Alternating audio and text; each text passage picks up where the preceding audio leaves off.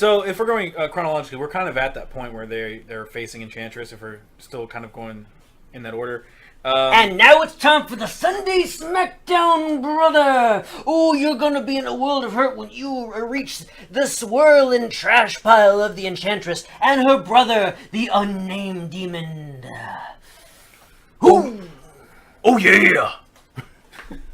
So, we already talked about how even at their lowest of power levels, because their power is dependent on the number of people who they have consumed or have swayed. Both give them some form of spiritual and magical power. Right. And when they were at their weakest, they could travel at faster than light speeds, destroy droves of people on a whim. Their very touch turned flesh to ash. And then when they meet the Suicide Squad, it's a fair fight. Yep, they don't do that.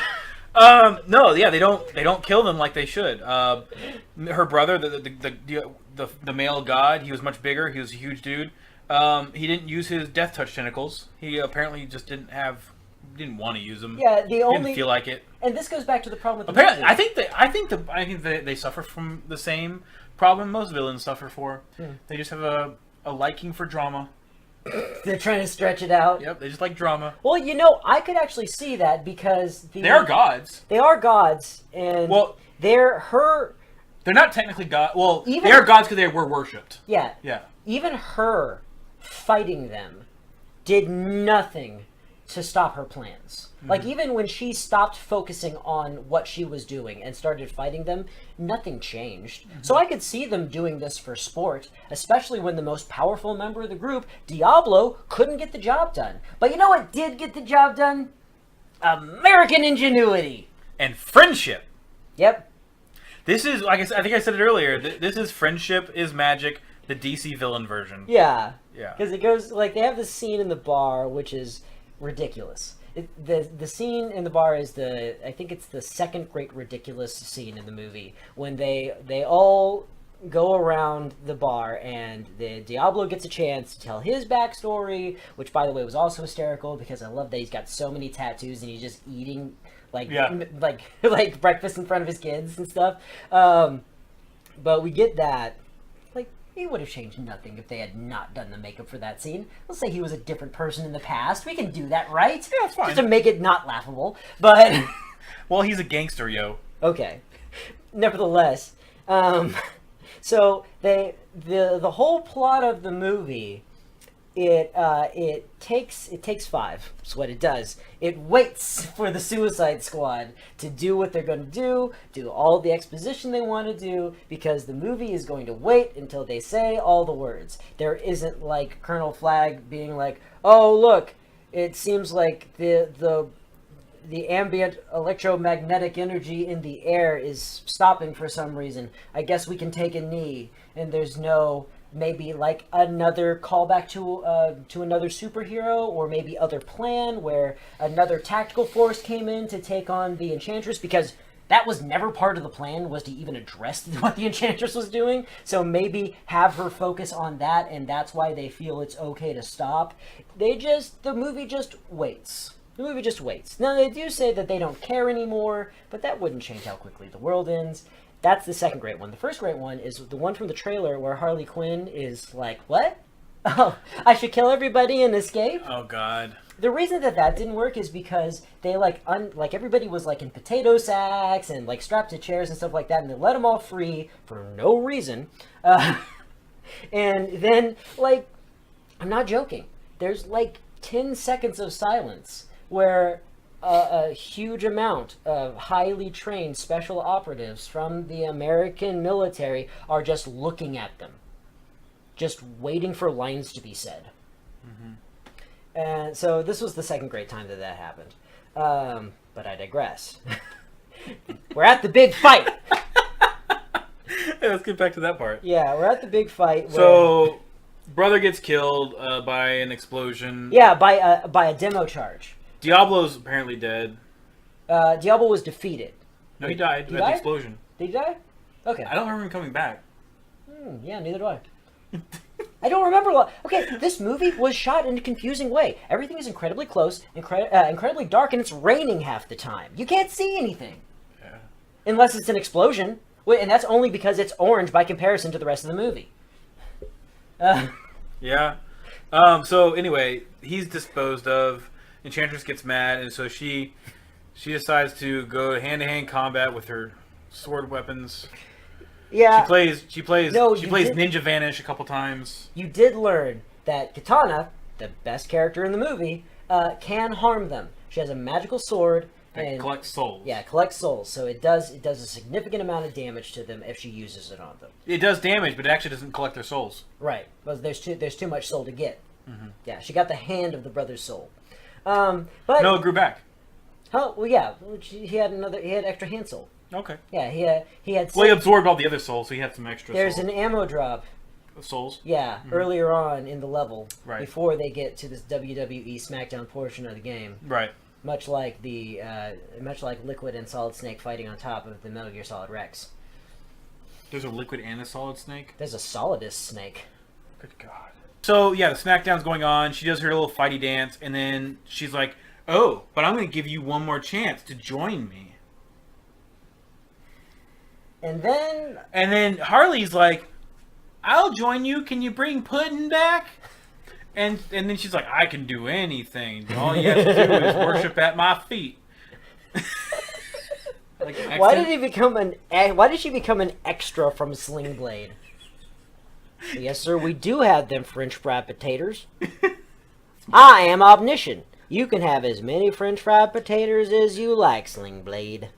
All you've got to do is tell me I'm a good lover. What? Sorry. So Harley Quinn, she's like, "Yeah, I can do that. No problem. You're the best. Just one more thing. Let me pick up this sword that's right in front of you and stab you in the heart. And then I can take your heart, and then you can't do nothing anymore." It was a plot point we forgot. Oh, the heart. Yeah, her heart is separate from her body and is subject to physical damage.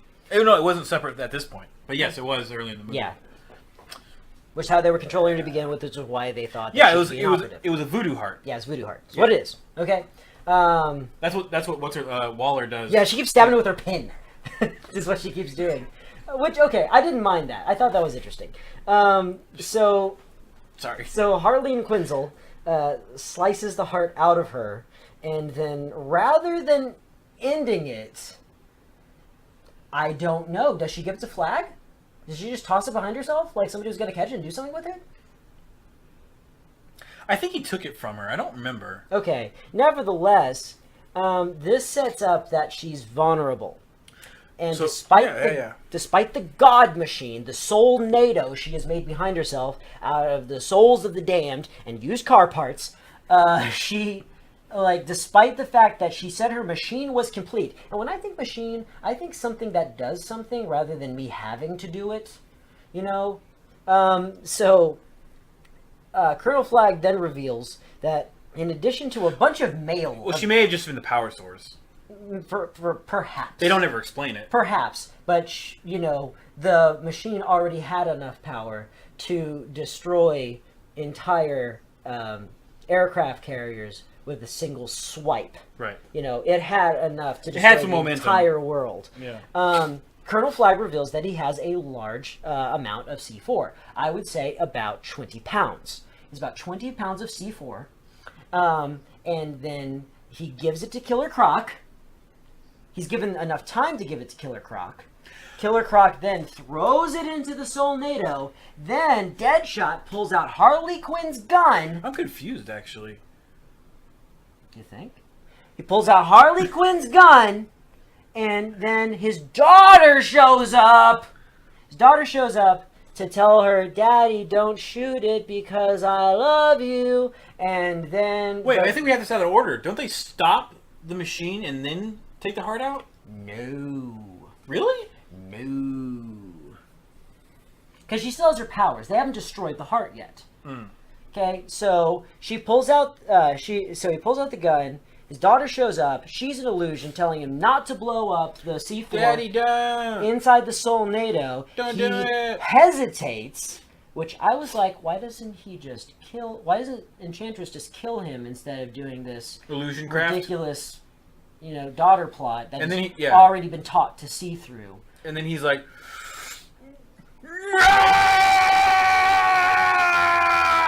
bang, bang, bang. And then the C4 blows up. It is 20 pounds of C4 against a machine that could super have death machine. blown up the entire world with magic, which I'm okay with. I'm okay that happened. What I'm not okay with is why didn't they try that sooner? They could have launched any number of missiles. They already established that it's easy to get on the island, right? Or it's easy to get into Midway City. They're not paying that much attention, and their security guards are the putties from Power Rangers. So why didn't they just use... Well, the U.S. government would have fired missiles way before this happened. Yeah, why didn't they just shoot cruise missiles into it? Yeah. Because it doesn't even take that big an explosion. Right. It might not have taken an explosion at all. We have non-launched weapons that would be capable of doing it. We could have dropped a few tanks in there, and they could have bombarded the thing. It obviously only needed a sufficient amount of kinetic energy. Her brother probably could have absorbed them. Right. But you know what he couldn't absorb? Other explosions. He got killed by an explosion. Oh, that's true. So why not just all the missiles? Yeah, that would be a good idea. Yeah. Midway City was already cleared out. Yeah, they didn't destroy the tracking satellites. Was what could be something they could use to launch missiles accurately. Do you know how many satellites go around this planet? Look, I'm trying to play devil's advocate. Give me a second. What I'm saying is she did destroy one of those satellites, but that was much later on. That was closer to when the machine was complete. I'm with you on this. Okay. I'm just saying, like someone could say, oh, well, they destroyed the satellite, so they can't aim the missiles. Well, that happened much later in the game. The U.S. government would have launched missiles at the same thing way before. Yeah. Yeah. Considering that they're top men on it, and that was their whole plan. And most of the city, generally, pretty much the whole city had already been evacuated. Mm-hmm. So. Evacuated or dead because they were gods that weren't. They were putty. They weren't. Well, the gods didn't have a problem with killing people anyway. Right. Not that they were really great at finding them. Amanda Waller survived for a long time. And the putty transformation probably can't be reversed. They didn't even try. So that's Suicide Squad. It is a visually pleasing movie for the first act, and Bruce Wayne's at the end. And Bruce Wayne's at the end. Well, Bruce Wayne's at the beginning too. Yep. Batman's at the beginning. Bruce Wayne's at the end. Oh, that's right. Yeah. They look so different. I don't know why this movie made me so upset. And I say this every time I criticize something, is that these people were doing their best to entertain us, and I'm not going to fault them for that. But I don't know. It just seems like it pandered too much. It made too many assumptions and didn't necessarily go the extra mile in terms of logic. And when the action failed to entertain me and the jokes failed to entertain me, the plot should have something, and I just didn't feel that way. Now, my point of view, which is a little bit different actually, even though I love picking it apart, and there were definitely parts of it that annoyed me. Mostly the one-liners, those really got to me, and then some of the things I felt were just kind of ridiculous. Mm-hmm. I still enjoyed the movie, and I actually was thinking about it. I didn't tell you the punchline to this, but I was talking before we started recording. I was trying to compare it to, we do a lot of these premieres, and I was trying to compare it to ones we've seen recently, and I still would rather watch this movie than the new Star Trek. Really? Yes. I really love the new Star Trek. I really do. And There's so few problems with it. Yeah. I'm just not there. I mean, I think we're just different kind of fans, and I really do like the performance of Joker. Jared Leto. Jared Leto. I really do like his performance. This was something that surprised me. I'm a big Batman fan, and I was not looking forward to this iteration of the Joker. I thought it was going to be shit. I did enjoy it. I thought his parts were some of the best, even though he's not a main character. But I'm looking forward to, I really hope that they bring him back for the next Batman, standalone Batman. The unfortunate truth is that there was so much backlash for when the Joker was first announced that people are not going to be inclined to change their minds. So he'll probably be a pretty disposable character. They might punch it up a little bit with his death later on. Right. And what that reminds me, actually, another thing that bothered me, though, actually. Even though, like I said, there is a lot of things that bother me.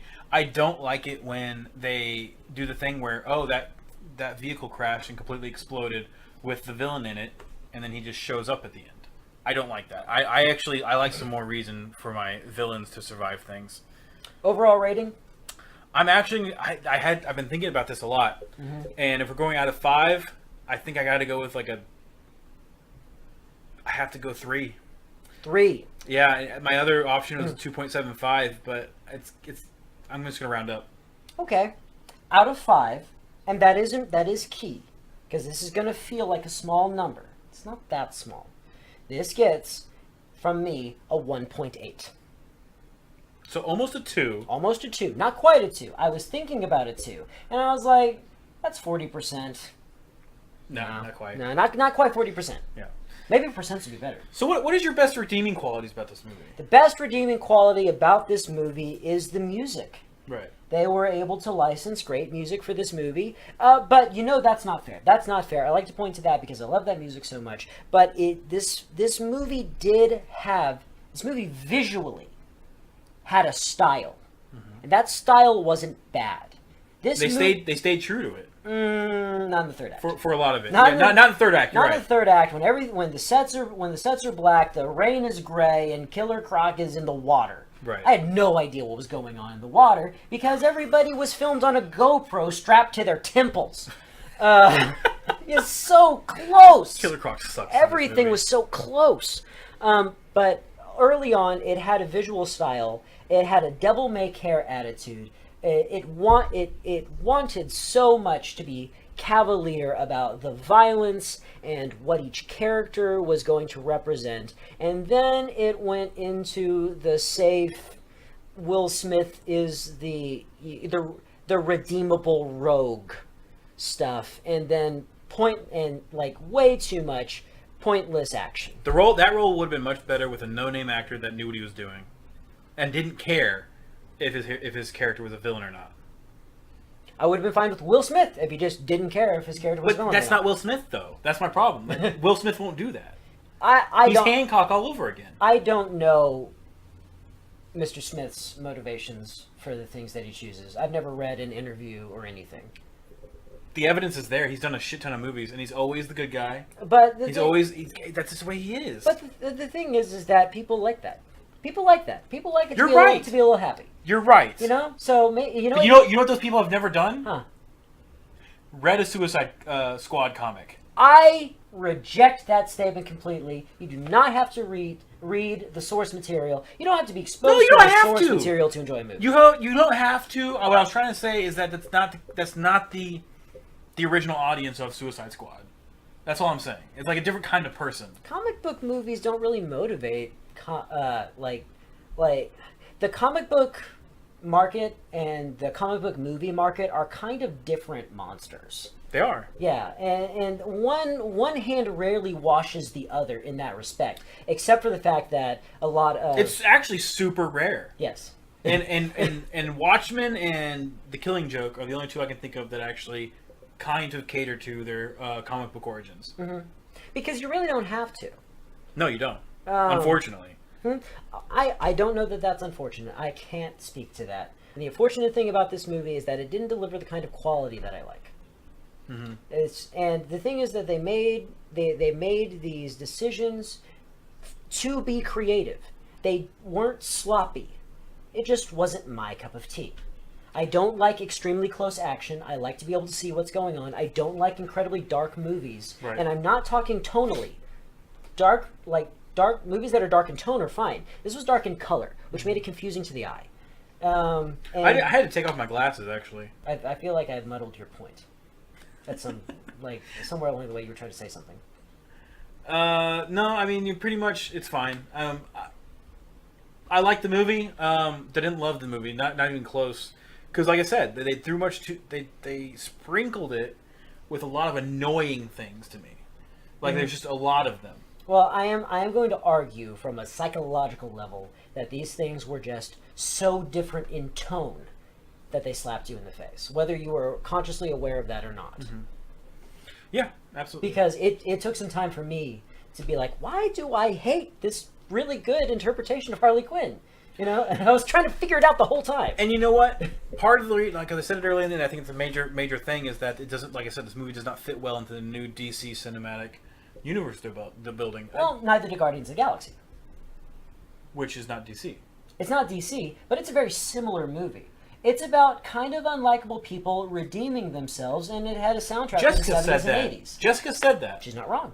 I think Even had 2 CG characters. it's a group of people doing a thing. Yes, they don't fit together real well, but It's a group. there are a lot of differences. It's a group of. It's a group of Misfits? heart of gold rogues fighting an omnipotent being to a soundtrack from the 70s and 80s. Okay. There Yes, are, broad strokes. huh? Broad strokes are the same. Yes. Yeah. Anyway, so I think that's really all we had to say about that. Yeah, it took us an hour to pick this movie apart. God damn. It's a long time. You got to edit this. I do have to edit this, but it's okay. I think the most important thing that I can say about this movie is that I'm no one, anybody who watches this, you lovely couple hundred people who actually tune in. We love you guys, but my suggestion would be go see the movie for yourself. There are redeeming qualities to it. The first half of the movie is enjoyable to me. And I'm giving it a recommendation just because movies aren't that expensive to go to. You know, like I would definitely pay for the cinematic experience rather than slap down $20 for the DVD. It's one of those that this year you kind of have to see, whether you really like it or not. Yeah. You kind of have to see it if you're a comic book fan or a comic book movie fan. And the other thing is, I may have come into this feeling a little snarky today. That's definitely a possibility. I think that there's some stuff in this movie that people might really like. Don't take your kids. Don't take your kids. And on that note, I think it's time to say goodbye, everybody. Goodbye, everybody.